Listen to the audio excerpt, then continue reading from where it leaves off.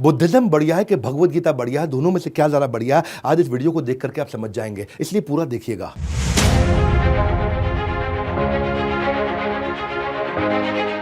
कुछ सवालों को ध्यान से सुनिएगा। अगर भगवान ने हमें बनाया है तो वो हमें इतना दुख क्यों देते हैं? अगर उसी भगवान ने हम सबको बनाया है तो आपस में इतनी नफरत क्यों है? मैं तो एक अच्छा इंसान हूं, अच्छे लोगों के साथ बुरा क्यों होता है? एक दिन सबने संसार छोड़ के जाना है, तो किसी के जाने से फिर मुझे दुख क्यों होता है? ये सारे सवाल आज से 2500 साल पहले, अगर एग्जैक्ट कहूं तो 2600 साल पहले एक इंसान के मन में आए थे, जिनका जवाब ढूंढने के लिए उसने रातों रात अपना महल छोड़ दिया था। नमस्कार, विवेक बिंद्रा बोल रहा हूं, फाउंडर एंड सीईओ बड़ा बिजनेस.com। खड़ा होके आ गया हूं एक के बाद एक, हर संडे को सुबह 8 बजे पावरफुल केस स्टडी लेके आ रहा हूं। और आज बात करेंगे श्री गौतम बुद्ध की, द फाउंडर ऑफ बुद्धिज्म। जिस समय गौतम बुद्ध बैठ करके मेडिटेशन करते थे, उस समय खूंखार से खूंखार जानवर, शेर, हाथी, चीता, हिरण आप आसपास आकर के बैठ जाते थे। वहीं जिराफ, जेबरा, मंकी, वुल्फ, जो भी जानवर हो वो आकर के बैठ जाते उनके मेडिटेशन के आसपास। ना उनको हार्म पहुंचाते थे, ना आपस में लड़ते थे। खतरनाक पशु भी। कल बुद्ध पूर्णिमा का दिन है, इसीलिए आज गौतम बुद्ध का स्मरण करने के लिए हम लोग आए हैं। वो निर्वाण जो गौतम बुद्ध ने प्राप्त किया, उनके साथ में आज मैं कुछ सुंदर कहानियां बताऊंगा। जीवन बदल देंगी, जीवन बदल देंगी आज ये कहानियां। लॉर्ड बुद्धा ये 9वें इनकारनेशन थे भगवान कृष्ण, यानी कि भगवान विष्णु के मत्स्य, वराह, कूर्म, वामन, नरसिंह, राम, बलराम, परशुराम, बुद्ध, कल्कि। बुद्ध मतलब 9th इनकारनेशन, कल्कि अभी आने हैं। तो आज हम बुद्धा की बात करेंगे, उनकी शुरुआतों के दिन की पहली कहानी, जिस कहानी का नाम है दुखालयम अशाश्वतम। क्या ये कहानी है? महाराज शुद्धोदन, सम्राट शुद्धोदन और उनकी महारानी महामाया, इनके पुत्र थे गौतम बुद्ध। जब महारानी महामाया जन्म देने वाली थी एक बच्चे को, तो सोची कि मैं अपनी मां के घर जाती हूं। अपनी मां के घर जाने के लिए जब अपनी टीम के साथ अपने आसपास जो उनके सारथी थे उनको लेकर जा रहे थे, तो रास्ते में उनको प्रसव पीड़ा हुई। जिस स्थान पर प्रसव पीड़ा हुई उसको बोलते हैं लुम्बिनी। ये नेपाल में पड़ता है आज के समय में, पहले भारतवर्ष में था। लुम्बिनी में एक पेड़ के नीचे उन्होंने गौतम बुद्ध को जन्म दिया। आज भी वहां पे लगभग 12 लाख टूरिस्ट हर साल जाते हैं, फॉरेन टूरिस्ट पूरी दुनिया से, और खास तौर से इंडिया, थाईलैंड, श्रीलंका, चाइना। आज जब ये इनका जन्म हुआ तो किसी योगी ने उसी समय बता दिया था कि या तो ये महान संत बनेंगे या महान सम्राट बनेंगे। महाराज सम्राट शुद्धोदन ने जब बात सुनी तो उन्होंने सोचा कि ये महान सम्राट बनने चाहिए, संत नहीं। अगर संत बन गया तो मेरे आगे उत्तराधिकारी कौन होगा? और ये संत ना बन जाए, इसके मन में वैराग्य ना आ जाए, तो इसे सभी प्रकार के दुख, तकलीफों से, समस्याओं से दूर रखता हूं। जब ये कभी दुख देखेगा ही नहीं तो उसके मन में वैराग्य आएगा ही नहीं। तो उन्होंने उनको महल के अंदर, राजमहल के अंदर ही पालन पोषण किया। बहुत सुंदर अप्सरा जैसी खूबसूरत एक देवी के साथ उनका विवाह भी कर दिया। 19 साल की उम्र में उनका विवाह हो गया और ये कभी राजमहल से बाहर निकले नहीं। सारी सुख सुविधा, सारे फूड, क्लोथिंग, प्लेजर वहीं इनको मिल जाते थे। गौतम बुद्ध अभी घर पे सब ठीक चल रहा था, तो एक समय आया जब इनके पिता को कहीं ट्रैवल पर निकलना था। उस दिन अचानक ये भी अपनी कुछ टीम को बोले कि मुझको लेकर के शहर घुमा के लाओ। जब इनको शहर घुमाने लेके गए तो रास्ते में ये हैरान हो गए टूर में देख करके, एक आदमी अजीब सा बैठा हुआ। इन्होंने पूछा सारथी से, ये कौन है? बोला ये बूढ़ा आदमी है। बोला क्या हुआ, इसको देख के अजीब सा लग रहा है। बोले ये बूढ़ा आदमी है, हर इंसान को बूढ़ा होना है, एक दिन हर व्यक्ति बूढ़ा हो जाएगा। इनका रियलाइजेशन हुआ कि एक दिन मैं भी बूढ़ा हो जाऊंगा। आगे गए तो उन्होंने देखा कि एक आदमी करहा रहा है, सड़क पर लेटा हुआ है। उन्होंने पूछा क्या हुआ? बोले ये बीमार है। बोले बीमार क्या होता है? बोले बीमार, क्योंकि पहली बार निकले अपने राजमहल से बाहर, तो बोले बीमार मतलब जब बीमारी लग जाती है, हर आदमी को बीमारी लगेगी। उन्होंने पूछा मुझको भी लगेगी? बोला हाँ लगेगी। और आगे गए तो राम नाम सत्य है, इस प्रकार एक शव यात्रा जा रही थी। उन्होंने पूछा ये क्या हुआ? बोला किसी का देहांत हो गया है, इसकी मृत्यु हो गई है। उन्होंने बोला वो क्या होता है? बोला हर व्यक्ति का देहांत होता है, मृत्यु होती है। इन्होंने कहा क्या मेरी भी हो जाएगी? बोला आपकी भी होगी। उस दिन गौतम बुद्ध ने रियलाइज किया कि मैं यहां क्या कर रहा हूं, इन सब प्लेजर्स और नॉनसेंस में मैं कर क्या रहा हूं, मैं क्यों अपना समय बर्बाद कर रहा हूं। अगर हम सब ने जन्म, मृत्यु, जरा, व्याधि, ये चारों तकलीफें, यानी कि जन्म होना, उनकी डेथ होना, बीमारियां आना, बुढ़ापा आना, ये सबके साथ होगा। अगर तकलीफें, बुराइयां, परेशानियां सबके साथ आएंगी तो इसका मतलब क्या मैं यहां पे बैठ के आराम करता रहूं? यहां तो इसका अर्थ ये हुआ कि हमारे को जीवन मिला किसी हायर पर्पस के लिए। ये अपने आप को रोक नहीं पा रहे थे, छोड़ना चाहते थे, ये बाहर निकलना चाहते थे बहुत दिन से। वैसे तो योगी महात्मा ने पहले बता दिया था ये महान संत या महान सम्राट बनेंगे, तो उनके संत के लक्षण बाहर आने लगे। ये घर पे रह करके इनको स्ट्रगल होने लगा, ये पत्नी के साथ, इनको बच्चे के साथ में वो सुख नहीं मिल रहा था। ये इन सारे प्रश्नों का उत्तर ढूंढना चाहते थे, जो प्रश्न मैंने आपको बताए, जिसके लिए ये निकलना चाहते थे, नहीं निकल पा रहे थे। पर एक दिन रात को चोरी छिपे चोर की तरह चुपचाप उठे, पीछे मुड़ के नहीं देखे, निकल गए। पीछे मुड़ के नहीं देखे क्योंकि उनको मालूम था पीछे मुड़ूंगा तो मेरे पुत्र का प्रेम और मेरी पत्नी, धर्म पत्नी जिनसे बहुत प्रेम करते थे, वो उनको वापस खींच लेगा। ये चुपचाप निकल गए। और भगवत गीता की लेसन, वो लर्निंग यहां पे क्या उन्होंने एस्टैब्लिश किया, भोग ऐश्वर्य प्रसक्ता नाम तया भृत चेतसाम व्यवसायत्मिका बुद्धि समाधो न विधीयति। जिस व्यक्ति की फोकस्ड बुद्धि नहीं है, समाधो न विधीयति, वो कभी भी समाधि में प्रवेश नहीं कर सकता। वो व्यक्ति जो भोग में और ऐश्वर्य में लगा है, तो उस दिन उन्होंने भोग और ऐश्वर्य त्याग दिया। इनका कहना था, भगवत गीता का 13वें अध्याय का 9वां श्लोक, जन्म मृत्यु जरा व्याधि दुख दोषानुदर्शनम अनुदर्शनम अनुदर्शनम। इन्होंने सारे दुखों को, उसका अनुदर्शन, उसका दर्शन किया, उसको समझा, उसको पहचाना कि इस जीवन के अंदर जन्म मृत्यु जरा व्याधि ये बहुत बड़े बड़े दुख हैं। अब ये निकल पड़े अपनी आध्यात्मिकता की खोज की यात्रा में। कई महीने साल बीत गए। आपको एक कहानी सुनाता हूं। एक आउटकास्ट वुमेन, जिसको बोलते हैं अछूत साधारण समाज के अंदर, वो रास्ते में एक मटका लेकर के ठंडा शीतल जल चलते चली जा रही थी। धूप का दिन था, बहुत गर्मी थी। भगवान बुद्ध ने उसको रोका, कहा कि क्या तुम मुझे थोड़ा जल पिला सकती हो? बोली, ब्राह्मण मुझसे जल मत मांगिए, क्योंकि ये योर होलीनेस, मैं कंटामिनेटेड हूं, मैं दूषित हूं। उन्होंने पूछा, बोल के दूषित कैसे हो? बोले, क्योंकि मैं आउटकास्ट हूं, मैं लो कास्ट हूं, मैं नीची जाति की हूं। इन्होंने कहा, मैंने पानी मांगा है, तुम्हारी जाति को नहीं मांगा है, जाति नहीं पूछी तुम्हारी। वो बोले, हे ब्राह्मण, लेकिन मैं तो आउटकास्ट हूं। तो वहीं गौतम बुद्ध ने जवाब दिया, वो इंसान जो खुंदक खाता है, गुस्सा खाता है, लालची है, ईर्ष्या रखता है, द्वेष रखता है, बेशर्म है, जिसमें बुराइयां हैं, बेईमान है, पाखंडी है, वो नीची जाति का है। जाति जिसमें जन्म हुआ वो डिफाइन नहीं करती। और यही lesson Buddhism and Bhagavad Gita आज जो बात कर रहे हैं, चातुर्वर्ण्यम मया सृष्टम गुण कर्म विभागश, गुण कर्म विभागश, कि जो वर्ण है आपका वो गुण और कर्म पे विभाजित है। आपके क्या गुण आप डिस्प्ले कर रहे हैं और कैसे कर्म है आपके, ये जन्म विभागश नहीं है, ये गुण कर्म विभागश।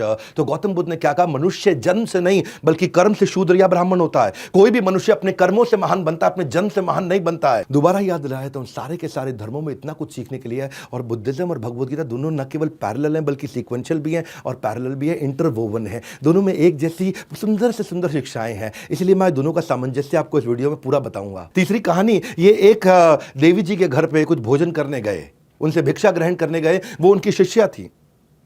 और जब वहां पे कुछ नौकरानी आकर के कुछ खाना परोस रही थी, भोजन परोस रही थी, तो एक नौकरानी से बड़ा बर्तन भोजन का नीचे गिर गया। भोजन फैल भी गया, नीचे गिर गया। और उसने मालकिन की तरफ देखा, मालकिन मुस्कुराई, बोली कोई बात नहीं, दूसरा बर्तन ले आओ। तो ये परेशान हो गई, बोली मेरी मालकिन ने मुझे कुछ डांटा नहीं, मुझ पे चिल्लाया नहीं, शोर नहीं किया। हाँ, पिछले मालिक ने तो मेरा बुरा हाल कर दिया था, ये कैसी मालकिन है, इसके अंदर इतना प्रेम, इतनी करुणा कैसे, इतनी जल्दी माफ कर दिया। तो गौतम बुद्ध जब चले गए तब उन्होंने अपनी मालकिन से पूछा कि आपको गुस्सा क्यों नहीं आया मेरे ऊपर? तो मालकिन प्रेम से मुस्कुरा के बोली, अपने ब्लाउज से एक साइड से एक कागज निकाला और चिट्ठी दिखाई। बोला कि आज सुबह सुबह मुझे संदेशा आया है कि मेरे पति और मेरे 8 पुत्रों का देहांत हो गया, किसी ने उनकी हत्या कर दी। बोला जब मैं उससे दुखी नहीं हुई और तब भी अनअफेक्टेड मुस्कुराहट के साथ भगवान की सेवा कर रही हूं, तो आपका बर्तन गिरना तो बहुत छोटी सी बात है। वो नौकरानी हैरान हो गई, बोले इतना बड़ा हादसा, आप हैरान नहीं हुए? वो बोली क्योंकि मैं भगवान बुद्ध की शिष्या हूँ, मैं उनकी डिसाइपल हूँ। और वही एस्टैब्लिश उन्होंने किया, वही एस्टैब्लिश उन्होंने किया जो 6 अध्याय के 19वें श्लोक में कृष्ण ने सिखाया, यदा दीपो निवातस्थो नाहिंगते सोपमा स्मृता योगिनो यत चित्तस्य युञ्जते योगमात्मना। जैसे दीपक, जैसे दिया एक विंडलेस मतलब जहाँ हवा नहीं है, निवात, जहाँ वात यानी वायु नहीं है, वह आराम से टिक के जलता रहता है। वो दिया ऐसा हिलता नहीं है, वेवर नहीं करता, हाँ, आराम से जलता रहता है। उसी प्रकार योगी का भी चित्त इसी प्रकार स्टेबल रहता है। जिसने, गौतम बुद्ध कहते हैं कि जिसने अपने मन को वश में कर लिया, उसकी जीत को देवता भी हार में नहीं बदल सकते हैं, जिसने अपने मन को वश में कर लिया। ग्रेट लेसन्स, भगवान बुद्ध ने जो लेसन्स दिए हैं वो इतने पावरफुल है। अगर आदमी इस वीडियो को देख करके इसमें कुछ भी अपने जीवन में उतारे ना, इतने शक्तिशाली, इतने ताकतवर हो जाओगे ना, आपको कोई हरा नहीं पाएगा। हाँ, ये वीडियो दे रहा हूं मैं आपको, हर संडे को पावरफुल वीडियोस देता हूं ला करके सुबह 8 बजे, वापस खड़ा होकर के पूरी एनर्जी के साथ। आपने केस स्टडीज मांगी थी, लेते जाइए एक के बाद एक। चौथी कहानी, पावरफुल माइंड कंट्रोल। ये कहानी किसकी? यह हाथी की कहानी। एक हाथी जो राजा का सबसे शक्तिशाली, पावरफुल, ओबीडियंट, सेंसिबल और स्किलफुल हाथी था, लड़ने में, युद्ध कौशल में पारंगत हाथी, हर युद्ध को जिता के लाता था अपने महाराज, अपने सम्राट को। वो हाथी एक दिन एक दलदल में फंस गया, और दलदल में फंस गया। उसका मिट्टी के अंदर, चिकनी मिट्टी के अंदर उसका पांव उतना अंदर चला गया, बाहर नहीं आ पा रहा। सबने बड़ा जोर लगाया, बहुत मेहनत की, बहुत प्रयास किया, लेकिन हाथी बाहर नहीं आ सका। पानी पीने गया था और फंस गया अंदर। जब सबने सारा जोर लगा लिया तो उसके बाद उन्होंने गौतम बुद्ध को बुलाया, बोला भगवान बुद्ध आप मदद करिए।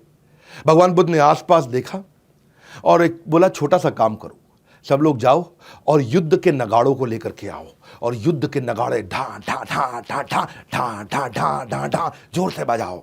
और युद्ध के नगाड़े बहुत तेज बजाए जाने लगे। लोग हैरान थे, यार ये क्या आंसर हुआ, लेकिन बोले जो मैं कह रहा हूं वो करिए। युद्ध के नगाड़े जब तेजी से बजाए तो हाथी अचानक हिला, बहुत तेज उसने गर्दन हिलाई और शोर मचाया, सूंड ऊपर उठाई, एक पांव निकाला, दूसरा पांव निकाला, हाथी बाहर निकल आया। तो लोग हैरान हो गए, बोले ये हाथी जिसको निकालने के लिए सबने जोर लगा दिया, युद्ध के नगाड़े सुनते ही बाहर आ गया। तो गौतम बुद्ध से पूछा ये कैसे हुआ? भगवान बुद्ध ने कहा इसकी फिजिकल एबिलिटी में कमी नहीं थी, इसको बस थोड़ा सा कॉन्फिडेंस और मोटिवेशन चाहिए था। वो युद्ध का कॉन्फिडेंस, मोटिवेशन, वो ढोल नगाड़े सुनते ही इसके अंदर वो ताकत वापस आ गई। अगर आपको भी कोई धक्का लगाने वाला, आपको भी कोई मोटिवेट करने वाला, आपको भी ऐसा कम्युनिटी, ऐसे लोग आजू बाजू मिल जाए जो आपको मोटिवेट और कॉन्फिडेंस देकर के बढ़ा सकें, तो आप में भी फिजिकल कमी नहीं है। अर्जुन के अंदर भी फिजिकल कमी नहीं थी, मेंटल कमी थी, जो कृष्ण ने उनको देकर के मोटिवेट किया। ऐसे लोगों के आसपास अपने आप को सराउंड कर लो। कृष्ण क्या कहते हैं? क्लैब्यम मास्म गमा पार्था नैतत्व उपपद्यते शूद्रम हृदय दौर्बल्यम त्यक्त्वा उत्तिष्ठ परंतप। खड़ा हो जाओ अर्जुन, उत्तिष्ठ। कैसे तुम्हारे अंदर इतनी दुर्बलता आ गई अर्जुन? ऐसा कोई आसपास आपको कॉन्फिडेंस, मोटिवेशन देने वाला चाहिए। हतो वा प्राप्स्यसि स्वर्गम जित्वा भोक्ष्यसे महिम तस्मादुत्तिष्ठ। कौन थे? युद्धाय कृत निश्चय। दूसरे अध्याय का 37वां श्लोक। कृष्ण क्या कहते हैं कि हतो वा प्राप्स्यसि स्वर्गम, अगर तुम्हारी हत्या भी हो गई, हतो वा प्राप्स्यसि, तुम स्वर्ग को प्राप्त कर जाओगे, क्योंकि तुम अपना धर्म का पालन कर रहे हो। जित्वा भोक्त्वा भोक्ष्यसे महिम, और अगर जीत गए, जित्वा तुम जीत गए, तो तुम भोक्ष से भोगोगे इस पूरी पृथ्वी को, इस पृथ्वी को तुम स्वर्ग बना करके भोगोगे। इसलिए तस्माद उत्तिष्ठ, कौन थे? खड़े हो जाओ कुंती पुत्र अर्जुन, युद्धाय कृत निश्चय, निश्चित रूप से खड़े होकर युद्ध करो। कि अर्जुन अगर तू हारा तो तू स्वर्ग में जाएगा, लेकिन अगर तू जीत गया तो तू धरती को स्वर्ग बनाएगा। तेरी तो दोनों के दोनों सिचुएशन में जीत है अर्जुन। इतना सा कॉन्फिडेंस, क्या बोले आपको भगवान बुद्ध? थोड़ा सा कॉन्फिडेंस देने वाला आजू बाजू आपको चाहिए, कोई ऐसा चाहिए, कोई आपके आजू बाजू ऐसे लोगों को सराउंड कर लो जो आपको इंस्पायर, मोटिवेट का और बस कॉन्फिडेंस दें और आप आगे निकल जाएं। मैंने इसीलिए ना बड़ी फोकस्ड कम्युनिटी ऐप बनाई है। फोकस्ड कम्युनिटी, सब कुछ फ्री है, फ्री में दे रहा हूं मैं आप लोगों को। जिसने बड़ा बिजनेस ऐप डाउनलोड नहीं किया ना, आज डाउनलोड कर लो। क्यों? सबके सब इधर उधर फालतू कंटेंट कंज्यूम कर रहे हैं, गाना बजाना सब चल रहा है।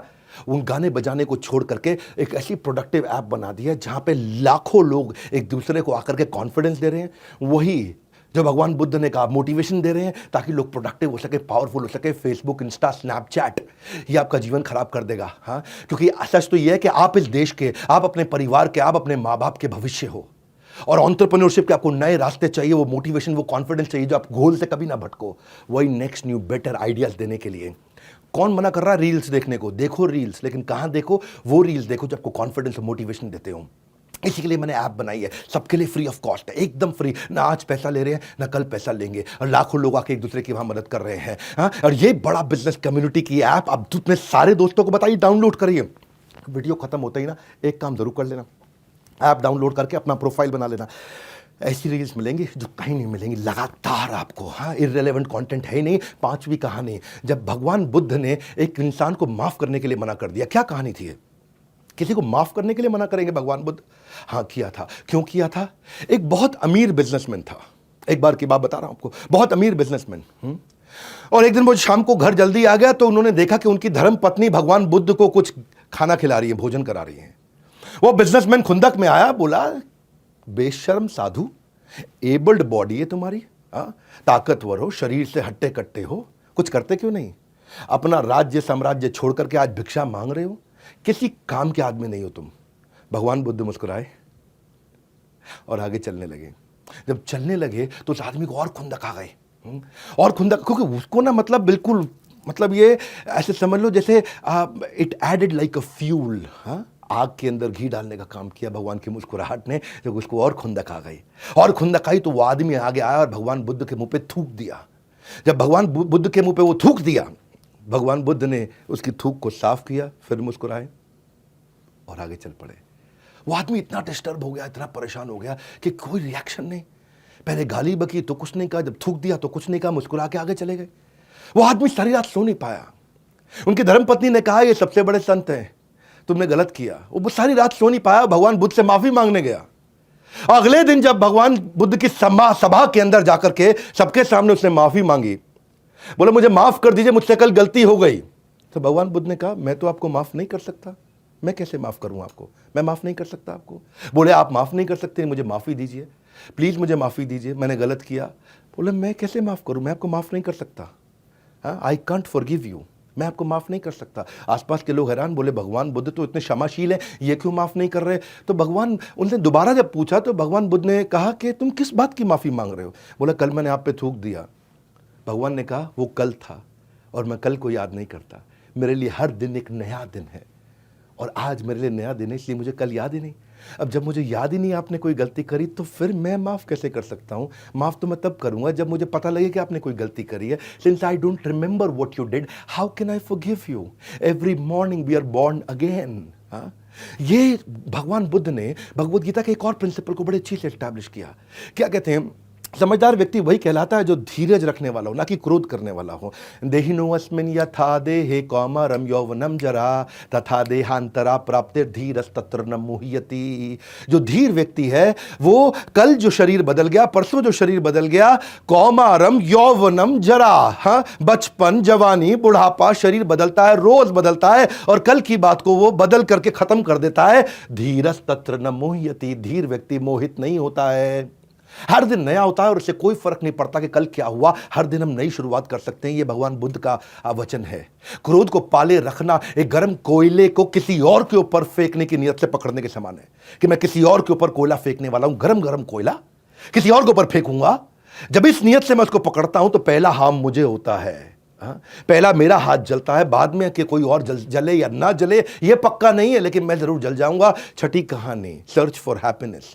भगवान बुद्ध के पास एक अश्वेत रंग की, साधारण भाषा में बोलते हैं थोड़े सांवले काले से रंग की एक लड़की आई। बोले मैं बहुत दुखी हूं क्योंकि मैं इतनी बदसूरत हूं, मैं बहुत दुखी हूं, मैं क्या करूं, मैं कैसे आनंद को प्राप्त करूं, कैसे मैं खुश हो जाऊं, मुझे खुश होने का उपाय दीजिए। इतनी अगलीनेस, इतना गंदा मेरा चेहरा है, मैं काली हूं, भद्दी लगती हूं, इसलिए मैं दुखी हूं, मेरे दुख को समाप्त करिए, मेरे को मुझे कोई रास्ता दिखाइए। भगवान बुद्ध मुस्कुराए, बोले मैं रास्ता दिखाना चाहूंगा, पर मेरा एक काम करिए, जाइए किसी ऐसे आदमी को पकड़ के मेरे पास ले आइए जिसके जीवन में कोई दुख ना हो और बहुत खुश हो।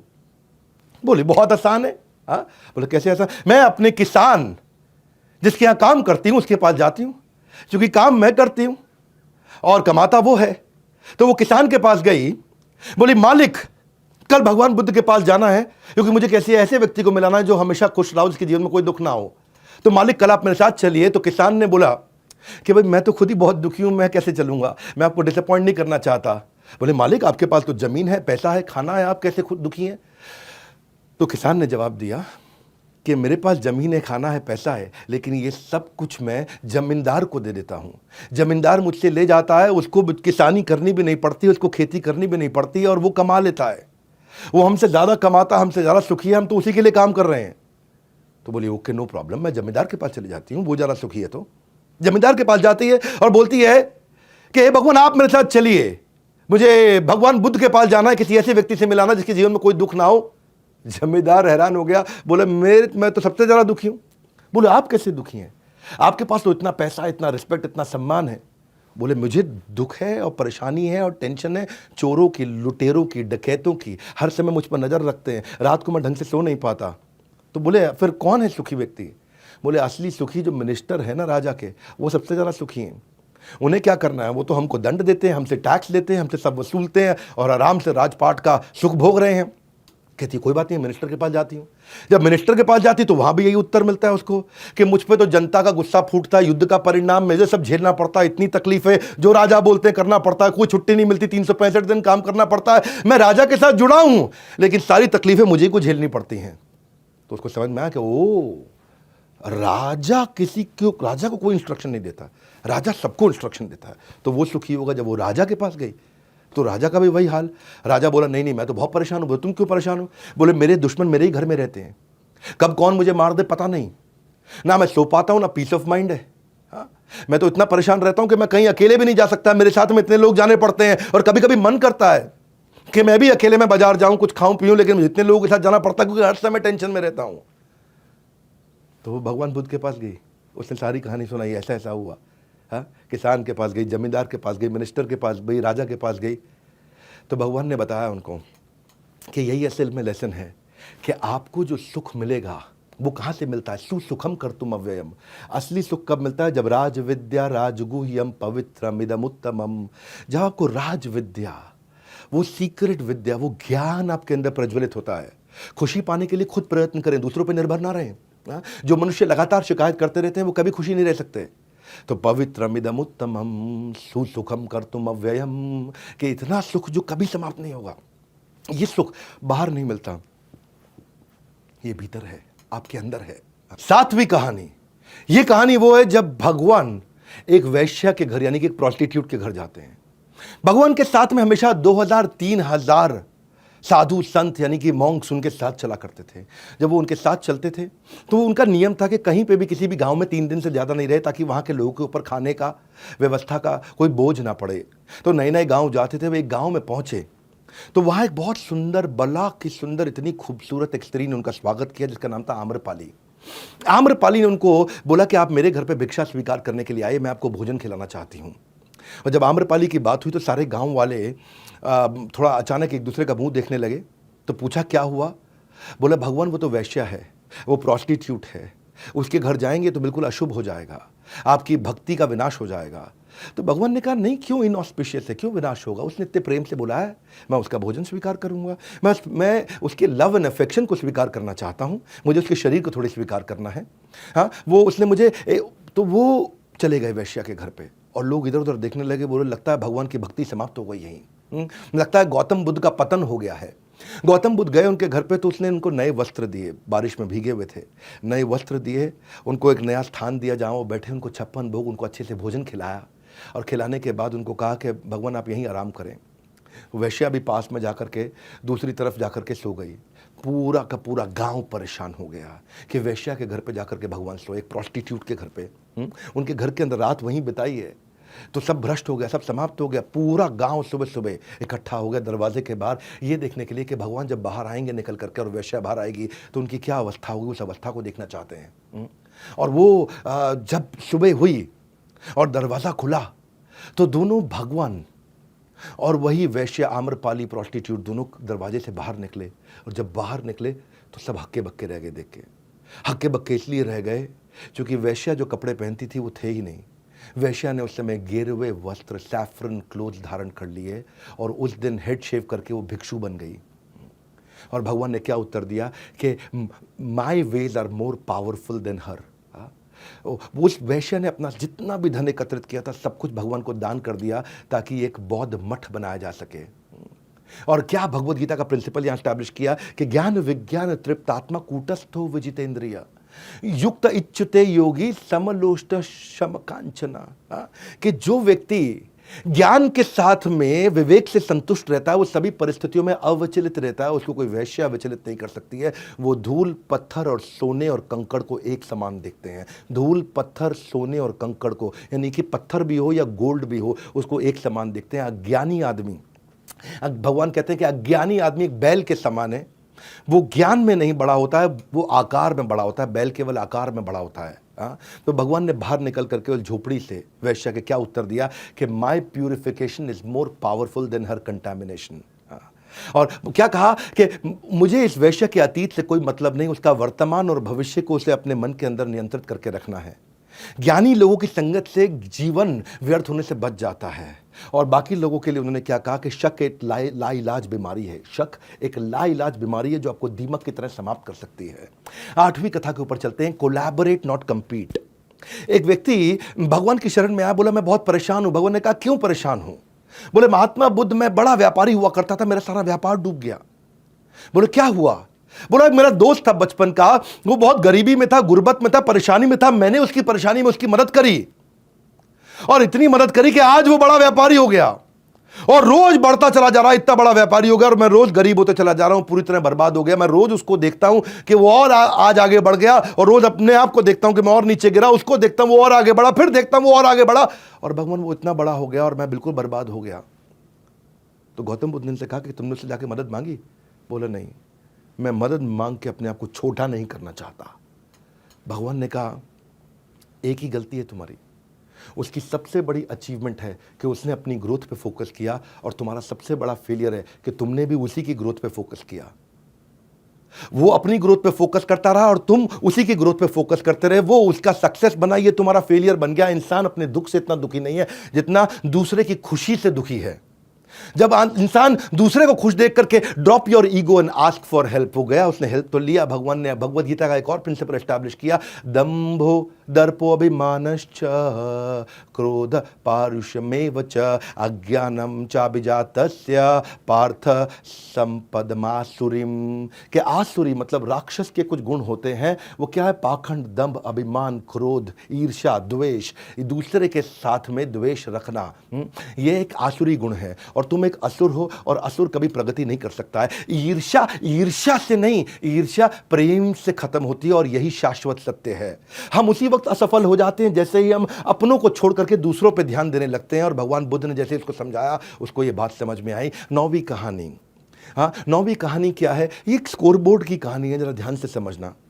एक राजसी रसोइया हुआ करता था, राजसी शेफ, जिनको महाराज शेफ, रसोइया कुछ भी कह सकते हैं हम। वो रोता हुआ भगवान बुद्ध के पास गया, बोला भगवान बुद्ध, मैं इतना काम करता हूं, इतना कटिंग, चॉपिंग, कुकिंग, इतनी मेहनत करता हूं, इतना इनोवेटिव डिशेस बनाता हूं, लेकिन हमेशा अननोटिस चला जाता है। कोई मुझे नोटिस नहीं करता, कोई मेरे किए हुए काम पे ध्यान नहीं देता, मुझे उसका कभी कोई क्रेडिट नहीं मिलता। तो भगवान बुद्ध उसको देख के मुस्कुराए और बोले एक बात बताओ कि इस पूरे के पूरे राजमहल का जो सबसे बड़ा द्वार है, मेन द्वार, वो कितना दूर है? वहां तक पहुंचने में कितना देर लगता है? रसोइये ने कहा कि भगवान वहां पहुंचने में 2 घंटा लगता है। अगर मैं वहां होकर के आऊं, वापस आऊं तो 2 घंटा लग जाएगा। भगवान ने कहा कोई बात नहीं, जाओ, पर जल्दी से जल्दी लौट के आना, बस उस दरवाजे को छू के आना। वो रसोइया भागा भगवान के आदेश पे और वापस आया, 1 ही घंटे में वापस आ गया। तो सारे देख के हैरान, बोला था दरवाजे को छू के आना, 2 घंटे का काम, 1 घंटे में लौट के आ गया, झूठा आदमी। लेकिन उसने कहा नहीं भगवान, मैं दरवाजे को छू के आया। बोले कैसे छुआ? बोले मैं भागते हुए गया था और भागते हुए आया।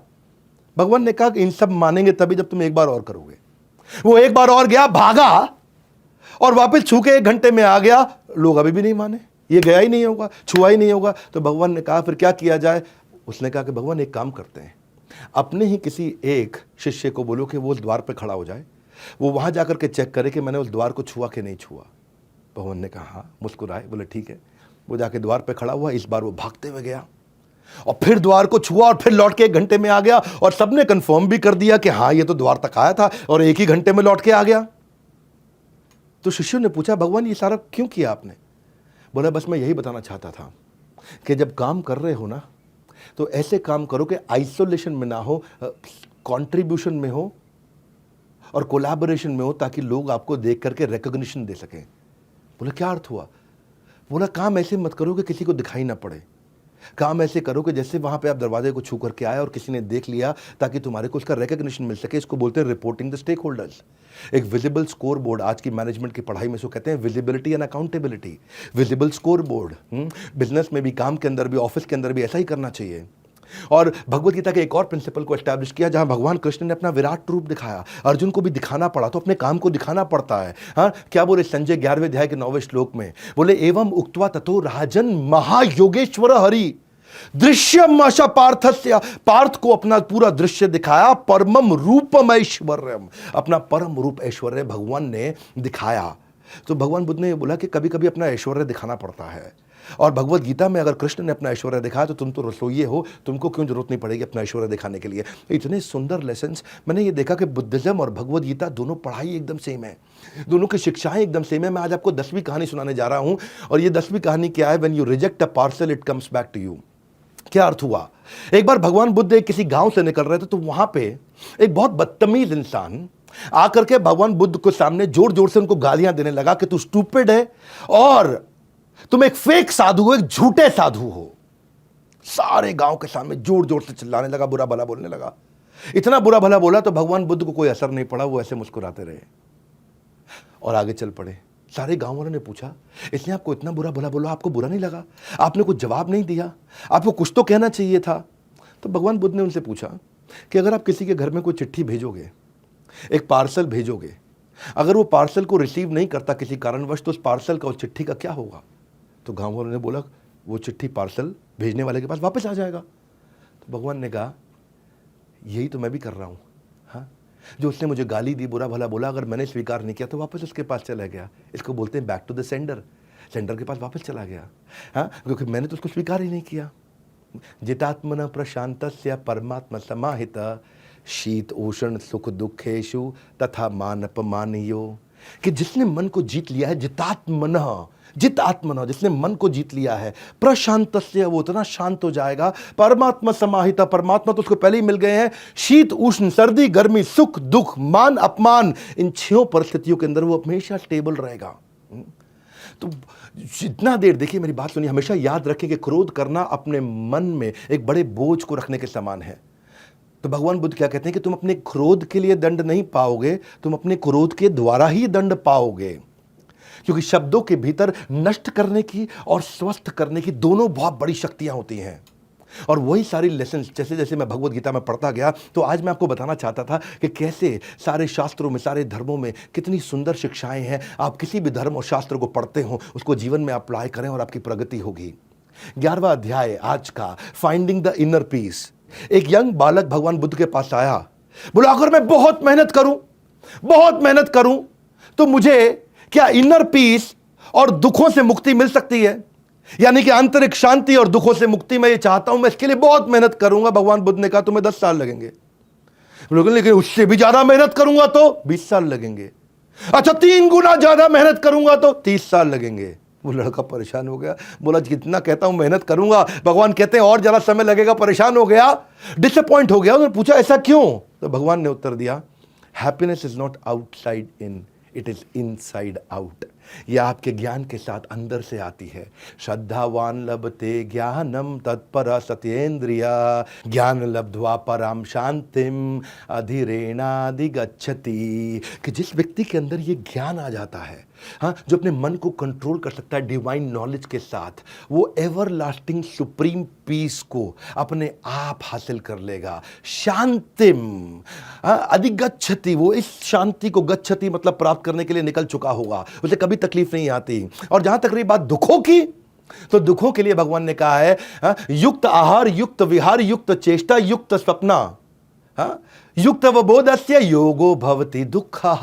ये सारे दुख समाप्त हो जाएंगे जब आदमी रेगुलेट हो जाएगा। रेगुलेट तरीके से सोएगा, रेगुलेट तरीके से कर्म करेगा, रेगुलेट तरीके से खाएगा। ज्यादा खाएगा तो भी दुख, कम खाएगा तो भी दुख। ज्यादा सोएगा तो भी दुख, कम सोएगा तो भी दुख। ज्यादा प्रयास करेगा तो भी दुख, कम प्रयास करेगा तो भी दुख। हाँ, और जो व्यक्ति थोड़े में खुश रहता है वो सबसे ज्यादा अधिक खुश रहता है। तो भगवान ने कई तरह से भगवत गीता के सारे प्रिंसिपल्स को एस्टैब्लिश करते चले गए। और आज की आखिरी कहानी, डिड वर्सेस डू। एक गांव के अंदर से जब भगवान निकले तो वहां कुछ अमीर लोग आए, बहुत अमीर लोग, वहां के राजा, बड़े बड़े व्यापारी आए, बड़े बड़े गिफ्ट लेकर के। इतने बड़े बड़े गिफ्ट लेकर के आए और भगवान उन गिफ्ट को रिसीव करते और अपने शिष्य को बोलते, डिसाइपल को बोलते कि इसको साइड में रख दो। और गिफ्ट रिसीव करते, डिसाइपल को बोलते साइड में रख दो। सबके सब गिफ्ट दिए जा रहे थे और भगवान उसको साइड में रखते चले जा रहे थे। मैं वहीं उन्होंने देखा कि एक बूढ़ी गरीब औरत पेड़ के पीछे छुपी हुई है और छुप छुप करके भगवान को देख रही है, छुप छुप करके भगवान को देख रही है। तो उन्होंने बुलाया, आप बाहर आओ। और बाहर आए। जैसे ही बूढ़ी औरत आई तो उन्होंने कहा कि भगवान मैं आपके सामने इसलिए नहीं आ पा रही क्योंकि मेरे पास आपको देने के लिए गिफ्ट नहीं है। और आधा खाया हुआ सेब था, उसने तुरंत वही भगवान को पकड़ा दिया और भगवान मुस्कुराए। उन्होंने से आधे खाए हुए झूठे सेब को उठाया और खाना शुरू कर दिया। सारे शिष्य बोले कि भगवान इतने बड़े बड़े गिफ्ट आए, आपने वो रिसीव किए नहीं, साइड में रख दिए। इसने झूठा आधा खाया हुआ सेब, उसको आपने खा लिया। तो भगवान ने उत्तर दिया, बड़ा सरल से मेरी बात को समझो सरलता से। भावग्राही जनार्दन, कि मैं भाव को ग्रहण करता हूँ। और भगवान ने क्या कहा वहाँ पे? उन्होंने कहा कि जितने भी राजा महाराजा और बड़े बड़े सेठ आए थे, they are giving me 1/10 of their capacity. और ये जो बूढ़ी औरत आई थी, she is giving me 100% of her capacity. तो उन्होंने पूछा इसका क्या अर्थ हुआ? बोले ये बड़े सेठ, इनके पास बहुत कुछ था देने के लिए, 90% छुपा लिया, 10% दिया। और ये बूढ़ी औरत, इसके पास केवल आधा सेब था, उसके पास कुछ भी नहीं था खाने के लिए, वही 100% था, उसने वही सब कुछ अपना मुझको दे दिया और ये चिंता भी नहीं करी कि आज वो कैसे खाएगी।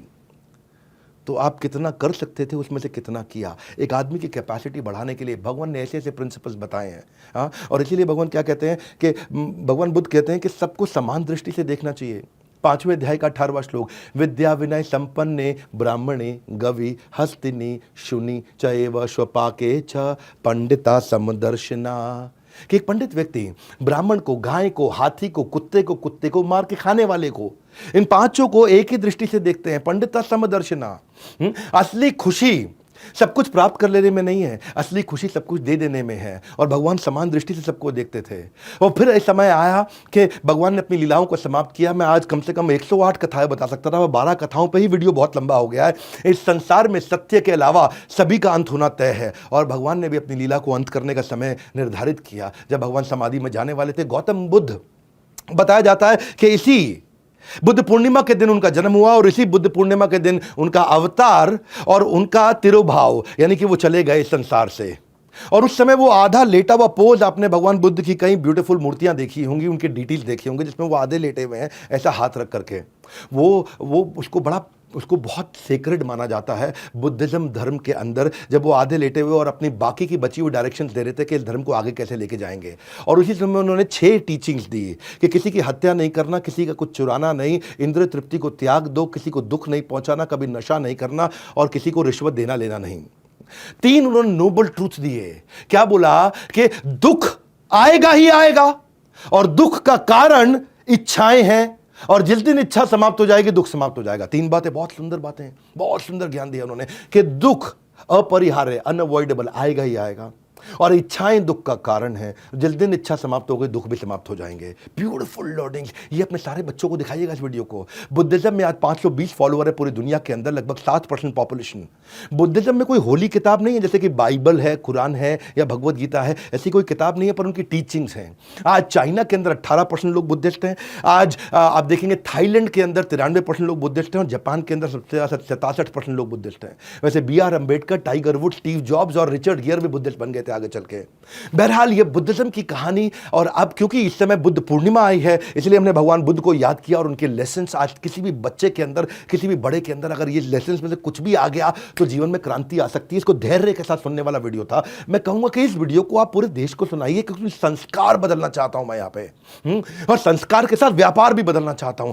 इसीलिए मैंने लास्ट में जाते वक्त 1 मिनट आपको बता दूं, बिजनेस के ब्रह्मास्त्र के बारे में अगर आपको नहीं पता, मैं fast track MBA crash course लेके आया हूं। Fast track MBA crash course, उसमें 300 से ज्यादा स्ट्रैटेजी दे रहा हूं आपको मैं। आज लोगों के जीवन में बहुत सारी तकलीफें हैं। कस्टमर आ रहा है, रुकता नहीं है, नेगोशिएट कैसे करूं, कस्टमर की सर्विस कैसे करूं, मैन पावर कैसे हायर करूं, पैसा नहीं है, बिजनेस को कैसे बड़ा करूं, नई लीड कैसे लेकर के आऊं, मार्केटिंग कैसे करूं, सोशल मीडिया कैसे इस्तेमाल करूं, फाइनेंस की समस्या, सेल्स की समस्या, कस्टमर की समस्या, रिक्रूटमेंट की समस्या, पीपल डेवलपमेंट की समस्या, सारी समस्याओं का समाधान फास्ट ट्रैक MBA 2999 रुपए में दे रहा हूं। हाँ, मैं ये 29 करोड़ 29 लाख 29 हजार नहीं मांग रहा हूं आपसे, 2999 रुपए मांग रहा हूं। हाँ, लो price guarantee, free service guarantee, replacement guarantee, और सबसे बड़ी बात मनी बैक गारंटी। पसंद नहीं आए ना, 48 घंटे में पैसा वापस। हाँ, पड़े हो किस चक्कर में, कोई नहीं है टक्कर में। इस देश को बदलने के लिए ना मैं इस समय खड़ा हो चुका हूं और क्रांति के साथ हर संडे को पावरफुल वीडियो लेकर के आ रहा हूं। इन वीडियोस को देखिए, सब तक पहुंचाइए, और ये 2999 रुपए का रिस्क अपने लिए ले लीजिए।